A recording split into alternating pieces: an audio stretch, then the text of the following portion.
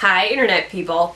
Alright, so Lucifer this week was so full of feels. Okay, last week I had mentioned that I thought the cases were starting to connect more with the characters emotionally than just being like a case of the week. Well, okay, this week's case was literally connected to Chloe's past. We actually open on a flashback with her dad, and it's the night he was killed. In a fluke robbery. Except the scene totally looks weird. Like, the robber literally shoots him dead in the chest and then asks for all the money. Which, okay, he's a cop, sure, but the guy had a mask on. Like, there's no way anyone could have ID'd him. He could have run for it. It could have happened, which is really hinky, just FYI. But in the present, the man who was arrested for killing him, Joe Fields, is being let out on leave to go see his granddaughter get christened. Yes. Chloe is irate that he's out on leave and winds up going to the prison to see why he's on leave. She's asking the warden. The warden's like, he's been a model prisoner, like, we're letting him out to go to the thing. Yeah. Chloe winds up following the transport van, which she should not do. She acknowledges that later. And finds all of the officers dead and Joe Fields dead. Which would make sense if he wasn't a convicted murderer. Like, it seems hinky. All of this seems hinky. While this is going on, Lucifer is, and I mean after this, Lucifer is dealing with the fact that Dr. Linda won't talk to him because she's totally not over the whole demon reveal. Like, she's not okay. He can't figure out what's going on with Chloe. Dan knows something is wrong, and he's like, what, how did you know something was wrong? So Lucifer decides he's going to be Dan all week. So, well, it's not a week. In this episode, he's going to be Dan, which is so weird. He buys brand new clothes and acts like Dan and dresses like Dan and refers to Dan as Dan 1. He also says he wants Dan to teach him how to be a tool. Not good phrasing. Also wants to learn how to douche. Again, not good phrasing, but hilarious to listen to. So he's following Dan around. Chloe isn't allowed to be on the case because it's so connected to her. But she's trying to figure out what happened. Like, she doesn't know why any of this happened. So they're trying to investigate. Ella is helping a lot. She hugs Chloe later. But everyone is sort of on this, like, path of self-discovery this week. Maze is trying to figure out what she can do as a human being. Like, she's technically not a human being, but in the human world, she doesn't know what to do because she's never had a job, and she needs a job, and she doesn't know what to do as a job because she doesn't know what she enjoys doing besides torturing people, which is not really a job you can get. Actually, never mind, not going there. It wouldn't work on cable television. If this were on like HBO or something, I'm pretty sure she could get a job doing some very punishy things that they could show. Anyway, but Maze is trying to figure that out. She's also trying to talk to Linda, but Linda won't talk to her either because Linda is like, you're a demon. Like, I can't. She even shows up at Linda's office and gets inside. She doesn't teleport, she says, but totally, super demon speed happens. But Linda, like, does not want to talk to her. She can't handle this.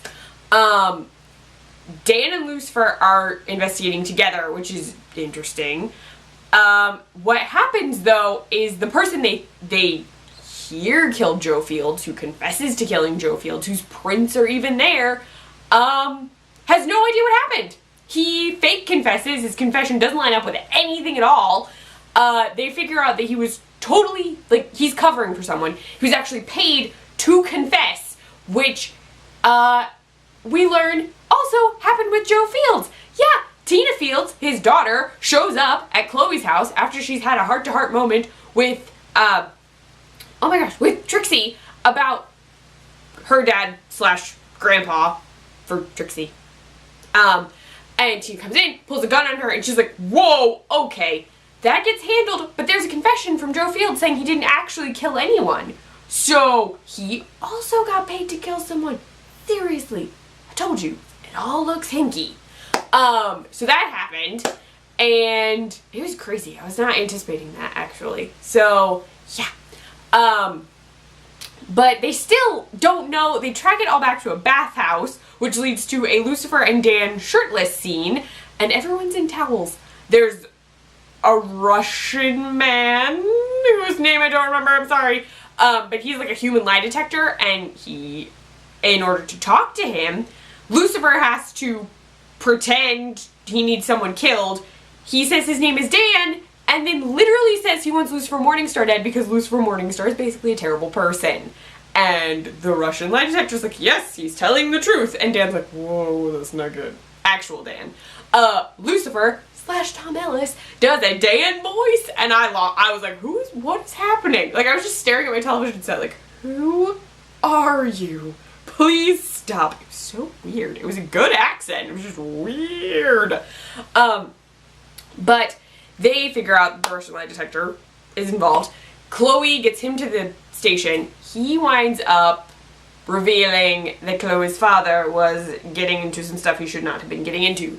He shouldn't have been getting into. So he's actually investigating like a detective, even though he was like a beat cop. Yeah, this is all very complex. I mean, it initially looks like the Russian mob was doing something, but it wasn't actually the Russian mob. I mean, it all traces back to somebody else. Yeah, no. Chloe's doing her own investigating based on the case files that Ella got from her out of storage from Chloe's dad. Maze is still trying to figure out what to do as a job.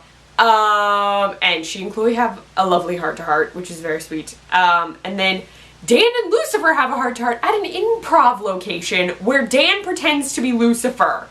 Yeah, there's so much Freaky Friday happening between the two of them. Lucifer is Dan, Dan is Lucifer. Can't. Although, that was a really good accent, by the way. I approve of all the accent work this week.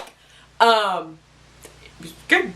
But yeah, super weird. It was super weird. But they also have a heart-to-heart about all their problems and how they're handling them. I'm like, seriously, this is a really bad week for Dr. Linda to not see Lucifer. Everyone is having therapy issues. There just needs to be, like, family therapy, even though not everyone is whatever, they're close enough to family. It's fine. So Chloe finally figures something out while she's talking to Lucifer about her dad, because Lucifer's like, why would Joe Fields have smiled at you when he was leaving? And she's like, yeah, that is weird. And she's like, wait, what if he wasn't smiling at me? What if he was smiling at the warden? Bam. Yeah, the warden apparently is the reason her father died. Yeah, hot mess. Terrible. All the terrible. They go to get the warden, but he's totally skipped town. Well, at least it looks like he skipped town. Yeah, there are bolos and things out, and then they arrive at Chloe's house. Lucifer and Chloe are together. There's weird, like, sounds coming from inside. They open the door. May's totally caught the warden. Yeah, because punishment. She has him tied up. Then she and Lucifer literally tell her that it's okay for her to do whatever she wants, and Chloe has a gun pulled on him, and with 2 demons on her shoulders, she still does not kill him, which is amazing. I feel like this means Chloe has, like, not like supernatural powers, but, like, maybe this has something to do with the reason that Lucifer gets hurt around her. She just has, like, such a good spirit or something that it rubs off on him. I don't know. That could be stretching. I'm still trying to figure out why he gets hurt around her. But she doesn't. He's going to prison, which is going to be worse for him because literally he got a cop killed. Like, cop got killed, which is bad. And then he was warden going to prison. Yeah, he's screwed. He will probably die. Just inevitably. But yeah, that happens. And then Maze gets a paycheck because she's a bounty hunter now. And so she goes to Dr. Linda to be like, I got paid for grabbing human scum. Yay! And she's so happy. And Dr. Linda is not talking. And then I'm like, oh, Maze!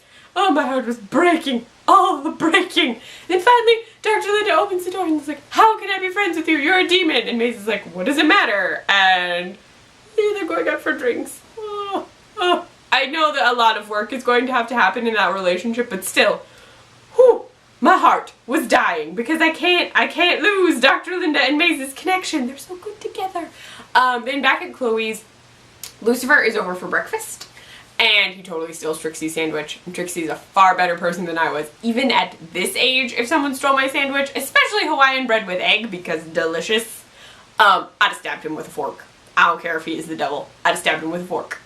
But she's like, no, he must have wanted it more than me. And then she runs off after giving Lucifer a high five, which completely confounds him. And then he tells Chloe that her dad would have been proud of her.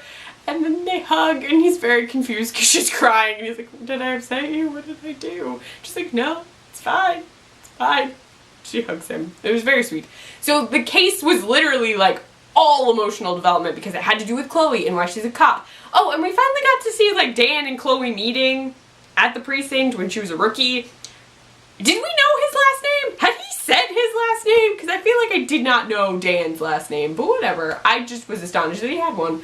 But yeah, this episode, all emotional. Like, and it's so much emotion. And next week, I don't even know if there is a case.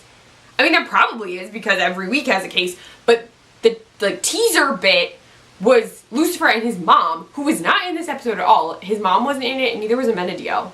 Amenadiel, which is weird because he's been in so many this season that I was like, huh, he's not here. That's interesting. Like, it's throwing me off a little bit. I don't know. Yeah, I'm not sure what's happening next week. I feel like it's gonna be crazy because every episode gets more full of feels and stuff. Yeah. Whew. It's so good this season. Like, the first season was really good, but this season is like so much more like emotionally charged. Like, so much of it rests on the characters' emotional like connections and their behavior and how they're doing as people, even though some of them aren't human beings. They're still people, I think. Yeah, I'm going with they're still people. Yeah, it's all really, really good. It was also super weird live tweeting with West Coast. Not bad weird, it was just a lot later for me. I had a lot going on today. So I'm gonna go. I'm wrapping this up. It's very late. I have to be up soon, and this still needs to go up on the internet. So if you like this video, please give it a thumbs up. If you want to see more of me, please subscribe to my channel. You can find me on Twitter at Kleffnotes, on my blog, kleffnotes.wordpress.com. I write for the Nerdy Girl Express, thenerdygirlexpress.com, or on their Snapchat, the Nerdy Girl EXP. And I post recipes on the iZombie Sport Group site, iZombiesportgroup.com. Bye, internet people.